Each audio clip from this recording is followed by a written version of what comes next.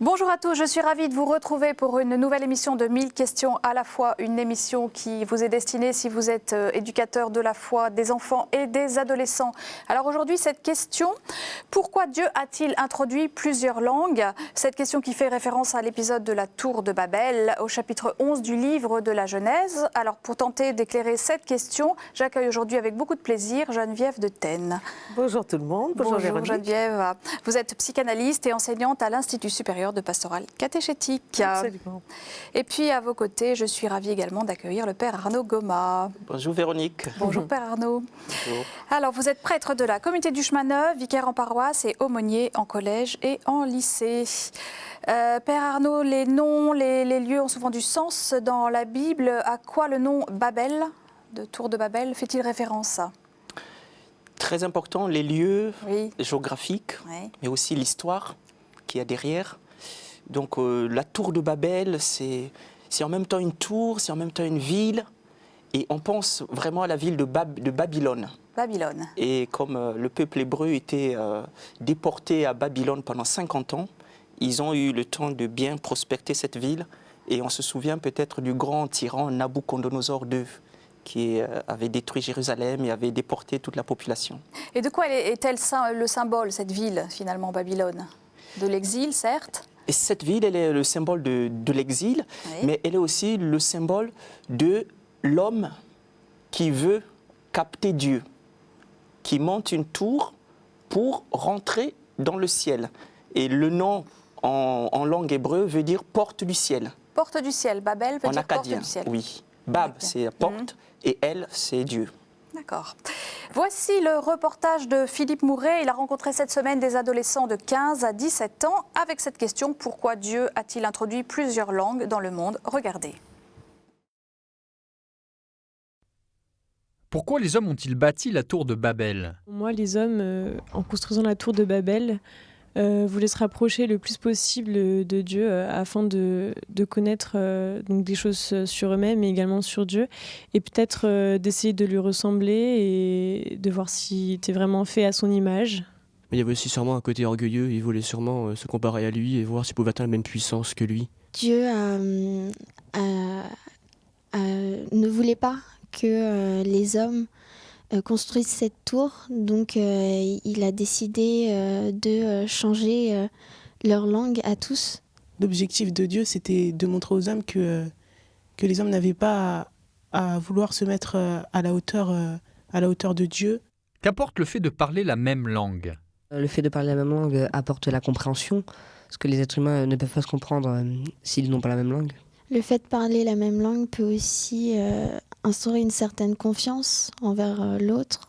Ça permet en fait à une nation d'être unie, et ça favorise, je pense, une certaine cohésion sociale, parce que ça permet aux individus d'avoir un patrimoine culturel en commun. Qu'apporte la diversité des langues? Le fait de parler différentes langues, c'est très enrichissant pour chaque personne, puisqu'on se sent attiré par la différence et on a envie de savoir comment ça se fait qu'une personne parle une langue différente. Si on était tous pareils, je pense que ça serait pas marrant, parce que on a tous en nous des petites particularités qu'il faut qu'on ait uniques, et voilà, si on était tous pareils, je pense qu'on irait moins vers les autres et ça serait pas amusant. Je pense que les inconvénients de la diversité en général, c'est le fait qu'il peut y avoir du racisme ou une autre forme de discrimination. Comment être en communion quand on est très différent? Personnellement, quand j'ai été récemment en Italie pour Rimini, ce qui a été le plus impressionnant, c'était de voir 7000 jeunes qui étaient italiens, mais il y avait d'autres étudiants qui venaient de toute l'Europe, qui étaient agenouillés devant une croix qui était là, dans un intérêt commun. Pour moi, être en communion, ça signifie être en partage, partager quelque chose de commun avec l'autre et être dans l'unité. Être en communion avec une personne, c'est ne faire qu'un. Ça peut être un rapport amoureux comme un rapport amical, ou encore quand on est à la messe, quand on reçoit le corps du Christ, on ne fait qu'un avec lui. Quelles sont vos grandes questions? La diversité et la religion font-elles bon ménage? De quelle manière est-ce qu'on peut être unis ? Enfin, lorsque Dieu il a donné des langues différentes à chaque homme, c'était dans un but positif. Mais pourquoi alors il y a des inconvénients comme la guerre ou la discrimination ? De quelle manière est-ce que de nos jours on peut être en communion avec le Christ, puisqu'on dit qu'on est fait à l'image de Dieu, et je voudrais savoir de quelle manière on pourrait le vivre. Père Arnaud, ces jeunes, vous les connaissez puisque vous les accompagnez en tant qu'aumônier. Au lycée, je vous voyais réagir pendant le reportage. Alors, oui, partagez-nous vos réactions. C'est captant ce que disent les jeunes. C'est les jeunes que j'ai tous les vendredis en cours. Ouais. Et donc, je suis très content de les entendre aussi comment ils donnent tout ce qu'ils ont au fond d'eux. Et je pense que c'est vrai ce qu'ils disent. Vrai, dans un sens de témoignage, enfin.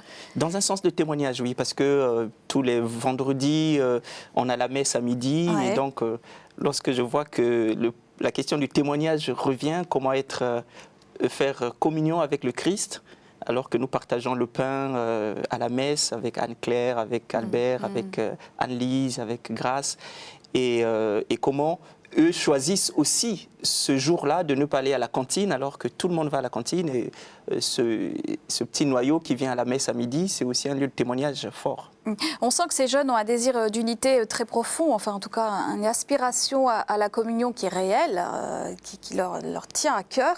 C'est quelque chose de fondamental, Geneviève, chez tout le monde en fait, ce désir profond. Est-ce qu'il est inscrit dans tout homme ? Il est inscrit dans tout homme parce que pour exister, on a besoin d'être en lien. Et en lien ne signifie pas être en communion, ceci dit. Mais... En lien pour l'enfant, ça commence par la communion, mais c'est une communion fusion. Oui. C'est-à-dire qu'il pense que la mère comprend tout ce qu'il veut sans parler, et c'est une communion qui nous joue des tours parce que souvent quand on démarre des rapports amoureux, des rapports d'amitié, on pense qu'effectivement l'autre nous comprend sans qu'on parle. Et ça, c'est une communion qui est un peu illusoire, qui est vraie dans les tout premiers temps de la vie, mais ensuite la communion, elle vient de la parole, de l'échange, et donc du partage des différences. Quelle est la différence entre la communion et la fusion ? Alors la fusion, c'est qu'on pense que l'autre est comme nous et qui devine tout ce qu'on veut et qui devine tout ce qu'on pense. Mon petit doigt m'a dit, dira l'enfant. Voilà. Il pense que les parents savent tout, devinent tout. Et parfois, d'ailleurs, on pense que Dieu, c'est pareil.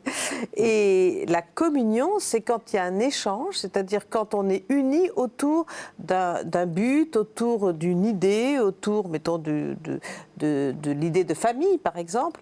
Et là, on est unis, mais dans nos différences. Mais c'est plus difficile justement d'être en communion que d'être en fusion. Fusion, c'est assez naturel. Donc, absolument. Peut-être pour ça demande un chemin, ça demande d'acquérir le langage, ça demande d'acquérir la capacité de se situer dans l'autre, ce qui chez l'enfant n'est pas naturel, et donc ça demande un apprentissage. Comprendre que l'autre peut ne pas penser comme moi et en même temps qu'on partage une même idéologie, une même envie, un même but. Et c'est encore vrai cette fusion chez l'adolescent qui aime bien vivre en groupe ? Oui. Alors, chez l'adolescent, comme il est un peu mal dans sa peau, il se cherche, du coup, le groupe va servir de fusion, c'est-à-dire qu'ils vont tous être habillés pareil, avoir le même portable et le même langage. Donc, il y aura un phénomène de fusion et de communion au sens de réduction des différences. Et puis, petit à petit, il va y avoir leur diversité qui va de nouveau se manifester. Et là, ça sera le passage un peu plus à l'âge adulte. Est-ce que l'aspiration dans le cœur des hommes à la communion est plus forte que la tentation de la division ? Alors, je pense que les deux sont équivalents en nous, c'est-à-dire que la Bible commence par la jalousie et que avec Caïn et Abel. Caïn et Abel, et ce qui nous fonde, c'est quand même que l'autre là, il vient un peu prendre notre place, il vient un peu prendre l'amour de la mère.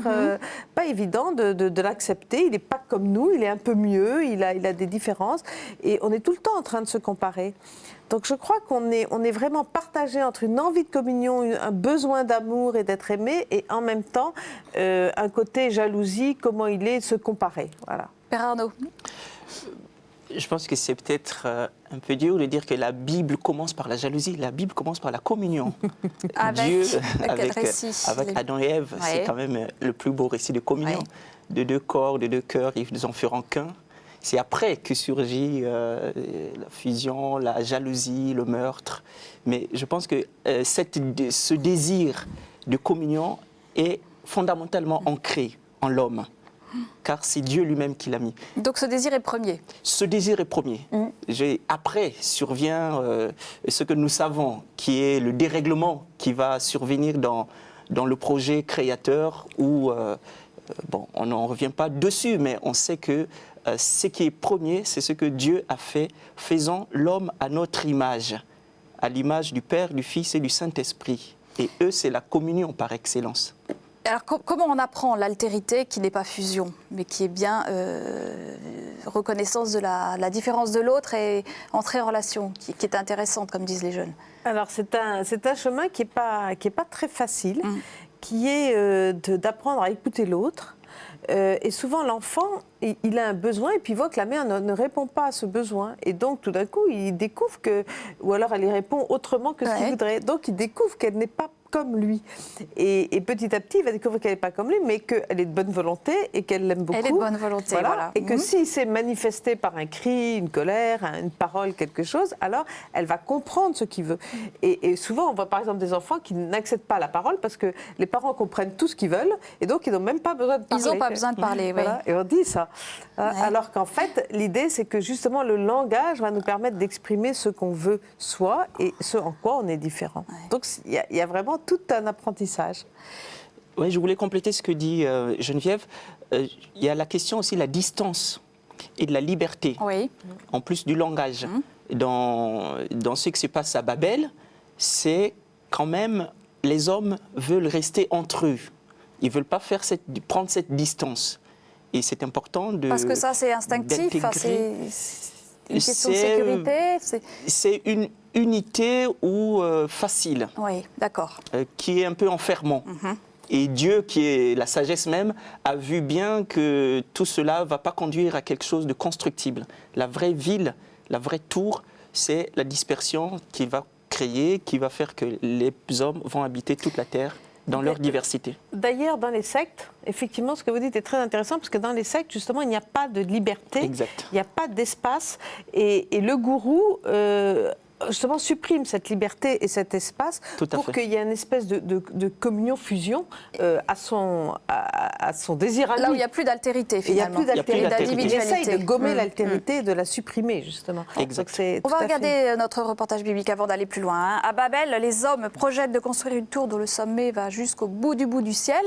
Quelle est leur intention? Comment Dieu réagit-il? Regardez.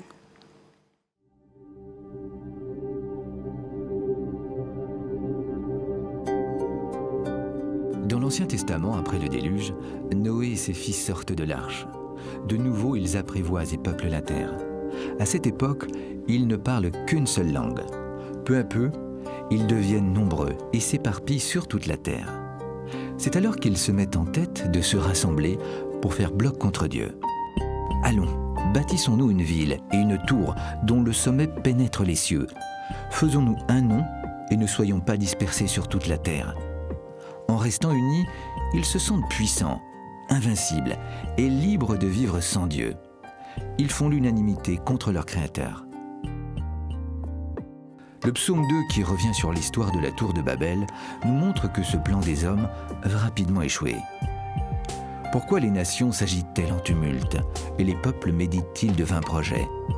Plus loin, le psalmiste reprend « Brisons leurs liens et jetons loin de nous leurs chaînes. Celui qui est assis dans les cieux sourit. Le Seigneur se moque d'eux. » En effet, Dieu regarde ce remue-ménage et semble s'en amuser.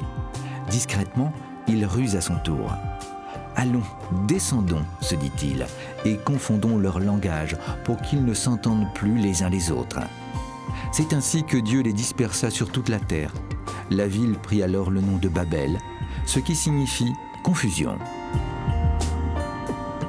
En contrariant la mauvaise idée des hommes, Dieu ne souhaite pas agir en tyran, mais comme un bon père de famille. Il brouille leur langue pour les obliger à se remettre en question. Il leur donne ainsi l'occasion de se racheter. Après la résurrection du Christ, un autre épisode nous rappelle l'histoire de Babel et le complète. Il nous est raconté dans les Actes des Apôtres que, le jour de la Pentecôte, les apôtres voient apparaître des langues de feu. Il s'en posa une sur chacun d'eux. Tous sont alors remplis de l'Esprit Saint et se mettent à parler en d'autres langues. Or, il y avait à côté des hommes de toutes les nations et chacun les entendait parler dans leur propre langue maternelle. Cet événement extraordinaire nous montre qu'au-delà de leur diversité, les hommes sont appelés à vivre en communion. Ainsi, nous pouvons faire un parallèle avec le monde dans lequel nous vivons. Un monde varié, multiculturel, dans lequel nous avons bien du mal à vivre en paix les uns avec les autres. La différence fait peur parce qu'elle nous échappe. Pourtant, elle stimule notre intelligence et nous pousse à affirmer notre compréhension du monde et de l'existence humaine. À la lumière de ces récits bibliques, nous comprenons combien la diversité est source de progression.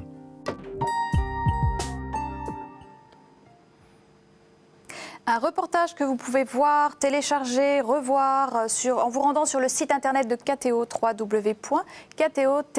Un reportage écrit par Laure Rayet et mis en image par Laure Gaulier. Père Arnaud, quelle est la nature, le genre littéraire de ce récit biblique de la Tour de Babel? Ce n'est pas quelque chose qui a existé en vrai? Non, on ne pense pas qu'il existait en vrai, puisque on pense que les Hébreux ont ramené ce mythe de leur déportation à Babylone. D'accord. Donc c'est bien plus tard. La déportation a duré de 586 à 536, en gros 50 ans. 50 ans. Avant Jésus-Christ. Oui. Et donc c'est un récit mythique qu'il faut lire comme un mythe, mais un mythe habité. Habité, c'est-à-dire inspiré. Et donc c'est en ce sens qu'il est parole de Dieu? C'est en ce sens qu'il est parole de Dieu. Il n'est pas simplement récit des événements passés, mais il est habité parce qu'il y a un message que Dieu veut transmettre. Et Dieu, il parle comme nous. À l'époque, les hommes entendaient mieux les récits lorsque c'était sous la forme des mythes, des contes.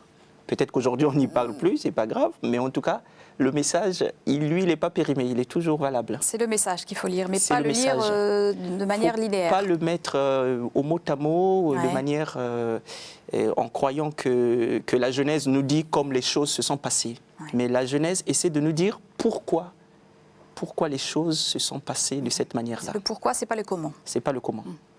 Geneviève, qu'est-ce que vous comprenez, vous, de ce récit de la Tour de Babel au prisme de votre spécialité de psychanalyste?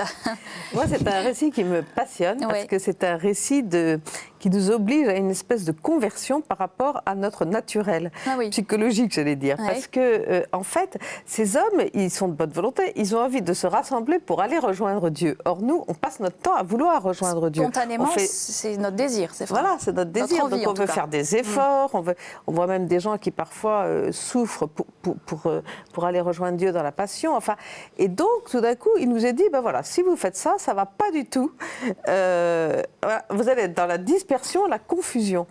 Et moi, ça m'interpelle, parce que c'est vrai que c'est notre mouvement naturel, pour le coup. Donc là, Dieu nous dit, non, c'est pas du tout ça qu'il faut faire. C'est pas la fusion que je veux pour vous, c'est la communion, c'est ça? Oui, c'est pas aller me rejoindre. C'est quelque part, c'est moi qui vais aller vers vous. Et donc, ce que vous avez, c'est à préparer vos cœurs.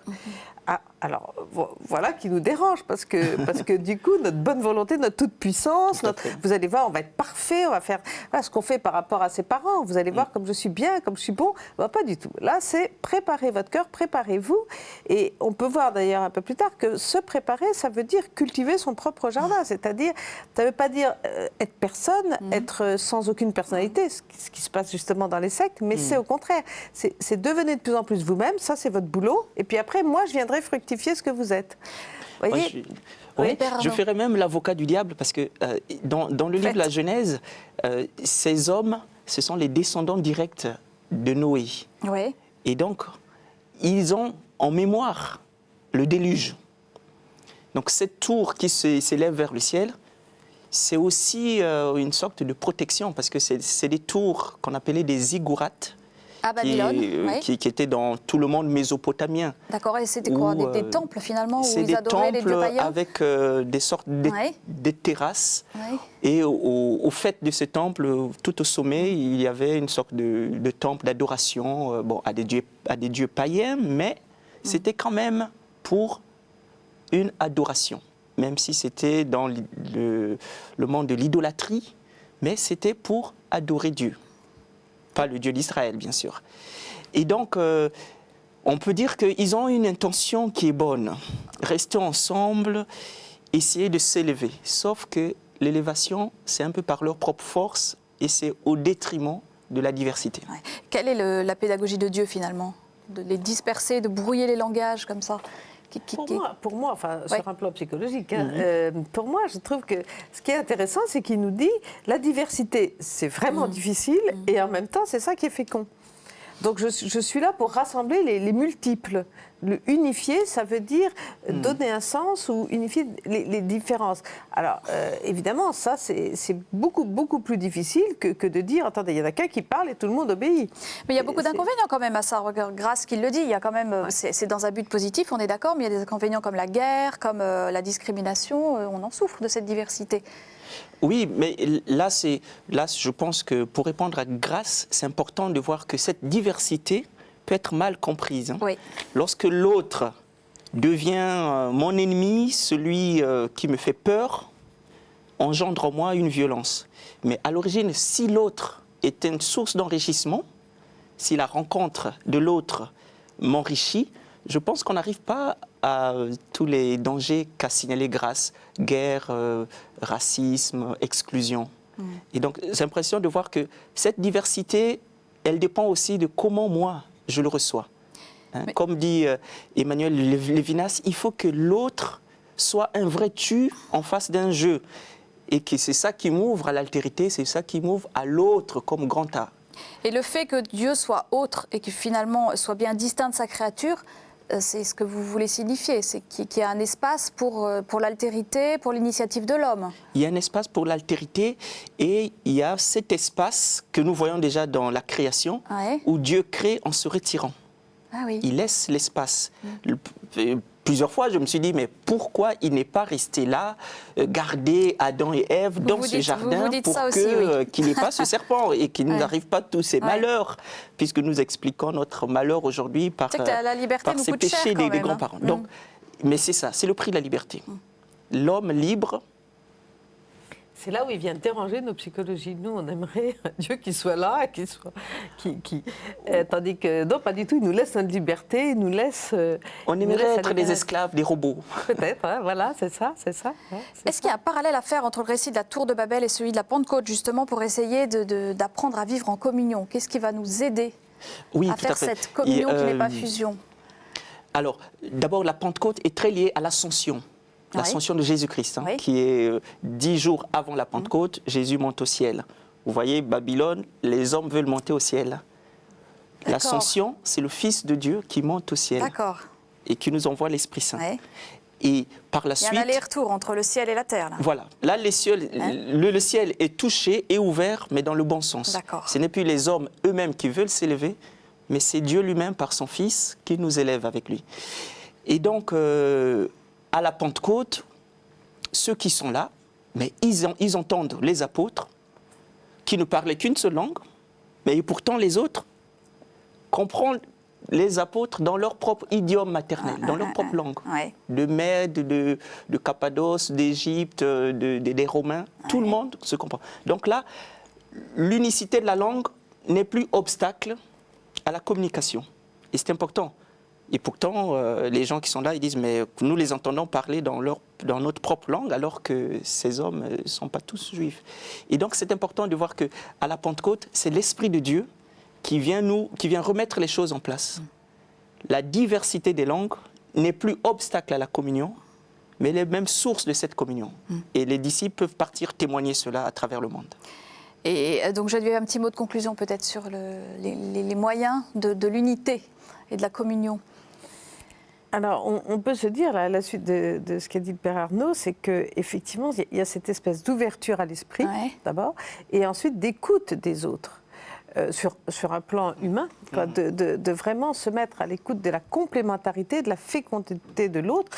Mais c'est vrai qu'on le voit dans le couple, qui est vraiment l'image de ça, et l'exemple de ça, que c'était vraiment un chemin, mais en fait, c'est un chemin qu'on dit difficile, mais c'est un chemin qui est une source permanente. Et donc, si on le prend comme une chance, et cette source est en permanente renouvelée, c'est pour ça qu'on peut rester marié très longtemps et avoir toujours quelque chose à découvrir chez l'autre et quelque chose à créer. Moi, je suis très dans ce que vous disiez, c'est-à-dire qu'on est de la création, dans la création, qu'on a à participer à cette création et que la diversité et la communion sont une œuvre de création. La diversité est source de richesse. C'est la fin de notre émission. Je vous remercie beaucoup d'avoir été là. On vous retrouve la semaine prochaine. Merci à vous de nous avoir suivis. Vous pouvez revoir cette émission en vous rendant sur le site internet de KTO, www.ktotv.com. La semaine prochaine, nous parlerons dans la suite de cette émission du sacrement de la confirmation. Nous arriverons à la Pentecôte. Qu'apporte la confirmation? Ce sera donc notre grande question et nous entendrons les témoignages de jeunes de 14 à 16 ans. En attendant, je vous souhaite une très heureuse semaine. Au revoir.